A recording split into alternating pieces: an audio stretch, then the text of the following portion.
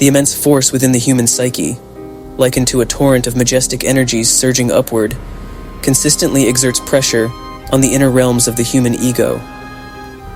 This dynamic has given rise to profound emotions such as anxiety, mania, and depression.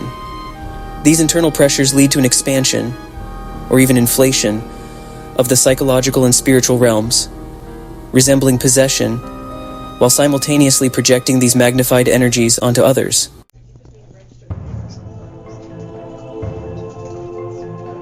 These projections often manifest through the lenses of religion, race, gender, and class.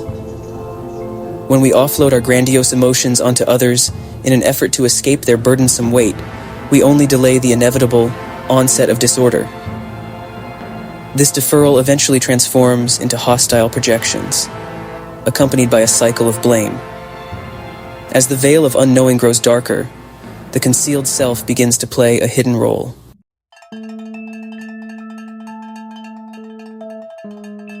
Humanity perceives a lurking threat, a serpent or dragon, symbols that have been dismissed and buried in modernity.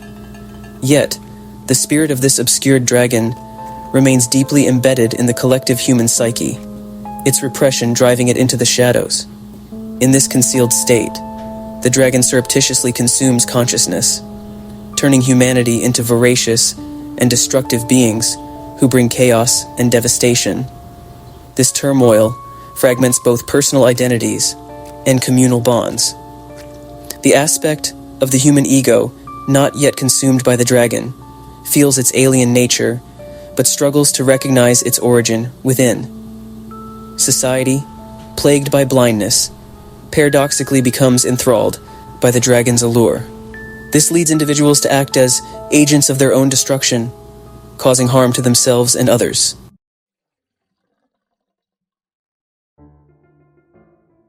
Instead of seeking to annihilate the dragon, we must acknowledge it as a source of immense creative energy. By consciously engaging with the dragon's power and treating it with reverence, both individuals and communities stand to benefit. Survival necessitates abandoning the futile quest to eradicate the dragon. Rather, we should accept it as a companion that journeys with us until the end of our lives. In mythology, dragons often guard life's treasures. Avoiding them diminishes vitality and creativity.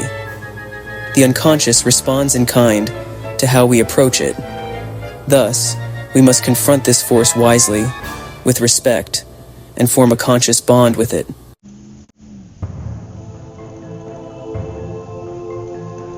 Over the ages, the hidden dragon of humanity's collective consciousness has manifested in the chaotic world we face today.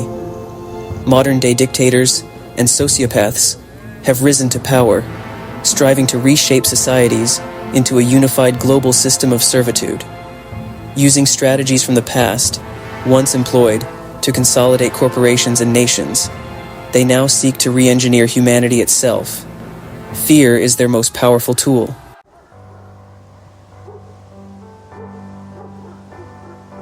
The modern Western world has succumbed to a nationwide cult of safety, fueled by a collective fear psychosis.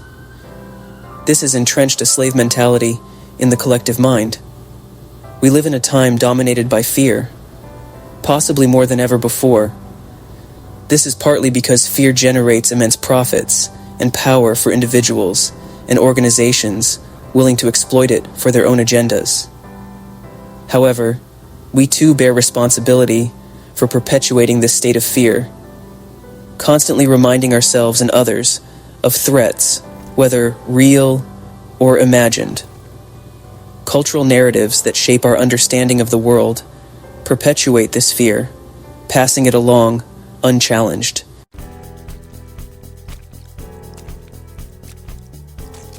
Fear is not unique to the modern era. In the past, thriving civilizations countered fear with hope and optimism, fostering belief in human potential and creating balance. This was evident during the Renaissance and Enlightenment periods. In ancient Greece and Rome, courage was celebrated, inspiring individuals to face fear and take risks in the face of uncertainty.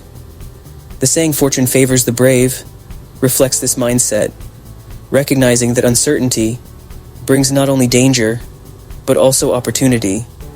However, the courage, hope, and optimism of past eras are nearly absent in today's world.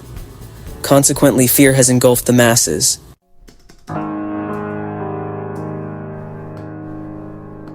Technological advancements have made life more convenient, but have suppressed human growth by eliminating risks and challenges.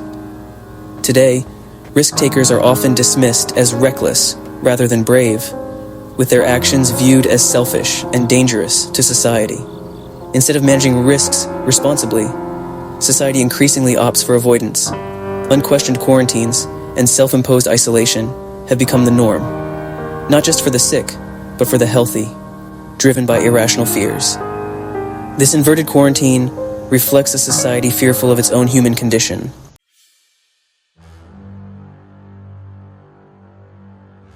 This fear-driven culture allows safety regulations and restrictions to be implemented without opposition, fostering compliance without critical thought. These measures, far from ensuring safety, only reinforce the culture of fear. The more we comply, the more we regress into an infantile state, paving the way for a totalitarian nanny state. Fear has become the new opiate of the masses, alongside self-victimization. When addressing inequality or lack of opportunity, we lose our ability to think clearly.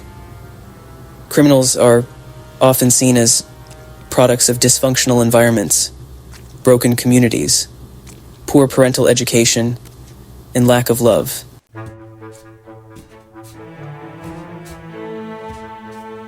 However, the greatest harm to society also comes from organized corruption, such as white-collar crimes. Figures of authority, police, judges, politicians, who are meant to uphold the law and serve as role models, often exploit their positions for personal gain, flouting the very rules they enforce. Governments claim to prioritize peace and the well-being of their citizens, while simultaneously promoting war and violence, sending those same citizens to die.